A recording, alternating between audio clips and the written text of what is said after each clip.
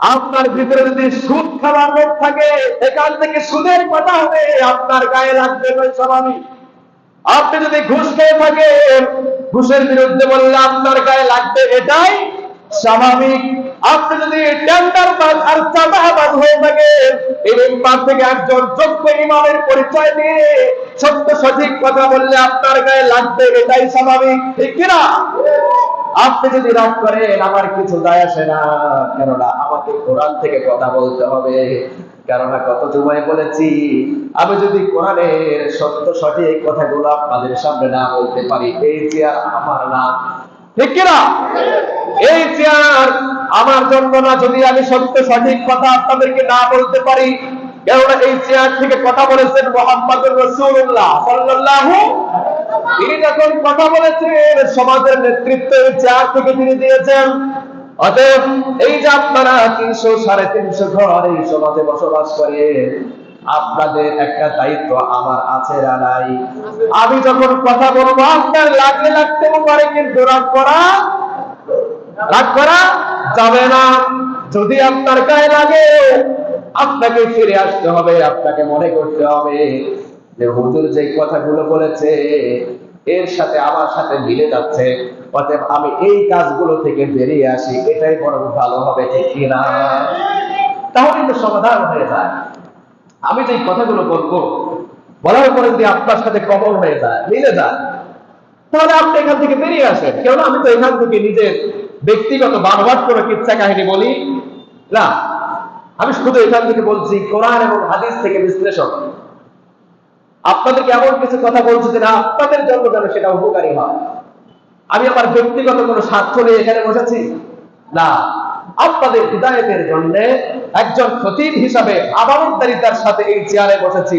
অতএব এই চেয়ারে বসে আমাকে আমানতদারিতা খেয়াল রাখতে হবে, আমাকে আমানতদারিতা ঠিক রাখতে হবে। কেননা কিয়ামতের আগে আমানতের খেয়ানত হবে, এটাও একটা কিয়ামতের আলামত। কিন্তু আমার দ্বারা যেন কিয়ামতের আলামত সংঘটিত না হয়, সেই দিকে আমাদেরকে সেফ থাকতে হবে, ঠিক কিনা? ওই যে আমি কিছুক্ষণ আগে বললাম যে আপনি নিজেই একটা কিয়ামতের আলামত হয়ে যাবেন। আপনি যখন আস্তে আস্তে বিস্তারিত জানতে পারবেন, পড়তে পারবেন, যখন পড়বেন এই কিয়ামতের আলামত গুলো, তখন আপনার ভিতরে কম্পন সৃষ্টি হবে যে কিরে, এই যে কথাগুলো বলছে এগুলো তো আমার সাথে মিলে যাচ্ছে, তার মানে কি আমি নিজেই একটা কিয়ামতের আলামত? যে কথাগুলো বলছি আপনারা কি রাগ করছেন? নবীজি বলেছেন কিয়ামতের আগে আমানতের খেয়ালত হবে, এটা হচ্ছে কিয়ামতের আলামতের অন্যতম একটা আলামত।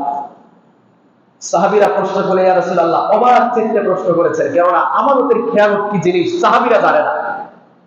কেননা তাদের দ্বারা কখনো আমানতের খেয়ালত হয় না, এজন্য তারা বুঝতেও পারে না। এজন্য তারা বলছে, কাইফা ইয়াযাতুহা ইয়া রাসূলুল্লাহ, আমানতের খেয়াল সেটা কিভাবে হবে একটু বলেন। তখন নবীজি বিস্তারিত বলেছেন যে ইদা উসিদাল আমরু ইলা গায়রি আহলিহি ফান্তাদিরিস সাআ, যখন অযোগ্য ব্যক্তিকে যোগ্যতার চেয়ারে বসানো হবে, তখনই তোমরা কিয়ামতের অপেক্ষা করো। আর আপনি সমাজের দিকে দৃষ্টিপাত করেন, দেখবেন যে অহরহ এরকম ব্যক্তি আছে, প্রকৃতপক্ষে তার কোনো যোগ্যতা নাই, কিন্তু যোগ্যতার চেয়ারে সে সমাসীন, ঠিক কিনা? ইমাম হওয়ার যোগ্যতা নাই, ইমাম হয়ে বসে আছে। খতিব হওয়ার যোগ্যতা নাই, খতিব হয়ে বসে আছে। বক্তা হওয়ার যোগ্যতা নাই, বক্তৃতার কোনো কোয়ালিটি নাই, সে বক্তা হয়ে গেছে, ঠিক কিনা? তাদেরকে বক্তা বানাইলো কারা? আবার আপনার মতো আম জনতা যারা, তারা, ঠিক কিনা? এজন্য আমাদেরকে খেয়াল রাখতে হবে, যার তার কাছে আমার ফতোয়া চাওয়া যাবে না। কেননা বর্তমান সময়ে এমনও হুজুর আছে, তার কাছে গেলে 3 তালাক খাওয়া স্ত্রী হালাল হয়ে যায়। 3 তালাক দিলে কি স্ত্রী কি বৈধ থাকে নাকি? কথা বলেন সবাই। 3 তালাক দিলে আপনার স্ত্রী জনমের মতো আপনার জন্য হারাম, কিন্তু ওই স্ত্রীকে আপনি হালাল করতে পারেন। বর্তমানে কিছু মোল্লা মুন্সি আছে, এরা আলেম নামের কলঙ্ক, আলেম সমাজের কলঙ্ক। তারা আলেমদের বদনাম ছড়ায়, এদের কারণে আলেমদের সম্মান নষ্ট হয়, ঠিক কিনা? এদের কাছে গেলে 3 তালাক প্রাপ্ত স্ত্রী পর্যন্ত হালাল হয়ে যায়। ফতোয়া নিতে যায়, হুজুর 3 তালাক দিয়েছি, দেখেন তো আমার স্ত্রীটাকে কোনোভাবে আবার মিলিয়ে দেওয়া যায় কিনা।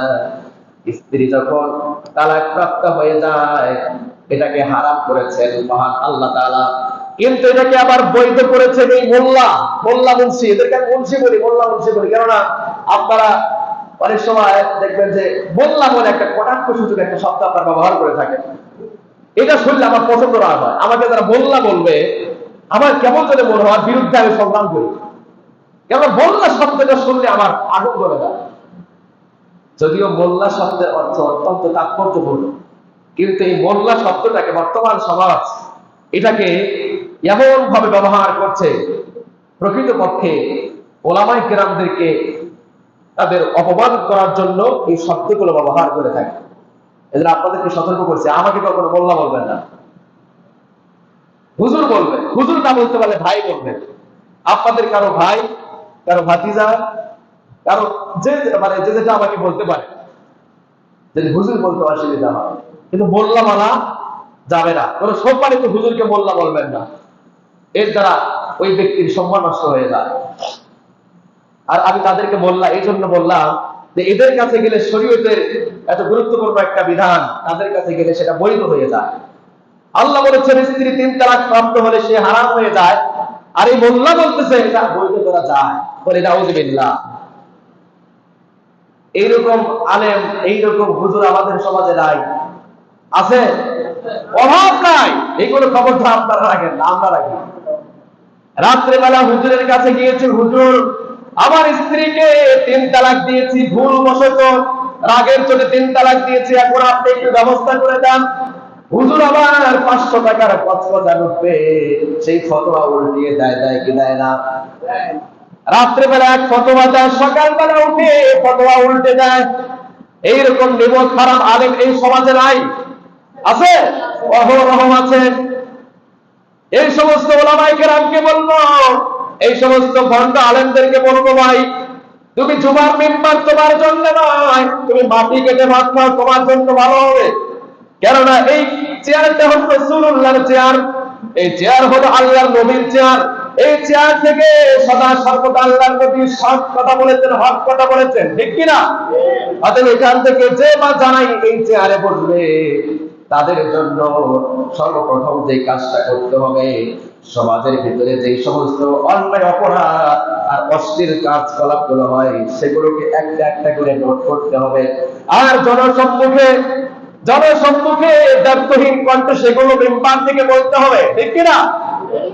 কিন্তু আপনারা অবাক হয়ে যাবেন, এই সামনে আসতেছে, দেখবেন যে আসলে কিয়ামতের আলামত গুলো কি, যে এই মসজিদের মধ্যে জুমার মিম্বার থেকে খতিব সাহেব হক কথা বলতে পারবে না, এটাও একটা কিয়ামতের আলামত সামনে আসবে।